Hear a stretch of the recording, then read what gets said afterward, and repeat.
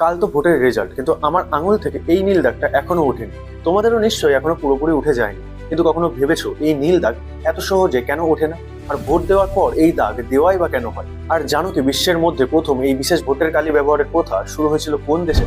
আসলে এটা কোনো সাধারণ কালি নয়, এর নাম ইনডেলিবল ইঙ্ক, অর্থাৎ এমন কালি যেটা সহজে মুছে যায় না। ভারতের নির্বাচন কমিশন বহু বছর ধরে এই বিশেষ কালি ব্যবহার করে আসছে, যাতে কেউ একবারের বেশি ভোট দিতে না পারে। ভারতে প্রথম এই কালি ব্যবহার শুরু হয় 1962 সালে, অর্থাৎ দ্বিতীয় লোকসভা নির্বাচনে। তার আগে জাল ভোট আর এক ব্যক্তি একাধিকবার ভোট দেওয়ার অভিযোগ অনেক বেড়ে গিয়েছে।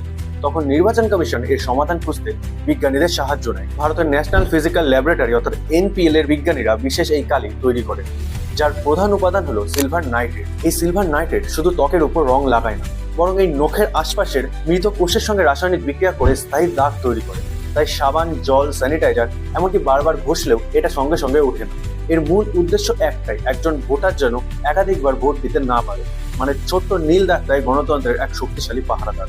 এবার প্রশ্ন, এই দাগ কি তোলা যায়? হ্যাঁ, সময়ের সঙ্গে ধীরে ধীরে নিজে থেকে ফিকে হয়ে যায়, কারণ আমাদের ত্বক ও নখের উপরে স্তর স্বাভাবিকভাবেই বদলাতে থাকে। সাধারণত কয়েকদিন থেকে 2-3 সপ্তাহ পর্যন্ত থাকতে পারে। অনেকে লেবু, তেল, স্ক্র্যাপ বা নানা ঘরোয়া উপায়ে তুলতে চেষ্টা করে, কিন্তু খুব দ্রুত পুরোপুরি তোলা প্রায় অসম্ভব। আর সেটাই তো এর আসল কাজ। মজার বিষয় হলো এই কালি তৈরি করে কর্ণাটকের Mysore Paints and varnish limited. এবং শুধু ভারতেই নয়, বিশ্বের 25 থেকে 30টির বেশি দেশ ভারতীয় এই ভোটের কালি ব্যবহার করে। তাই পরের বার ভোট দিতে গিয়ে আঙুলে এই নীল দাগ দেখলে মনে রাখবে, এটা শুধু কালি নয়, এটা তোমার ভোটের প্রমাণ, তোমার অধিকার আর গণতন্ত্রের সুরক্ষা। আর এখন সবার নজর 4 তারিখের দিকে। এবার কার সরকার গঠিত হবে? তো তোমাদের কি মনে হয় 4 তারিখ বিকেলে আকাশে কোন আবির উঠতে দেখা যাবে? গেরুয়া নাকি আবার সবুজ? কমেন্টে তোমার নিজের মতামতটা জানাও। জয় হিন্দ, জয় ভারত।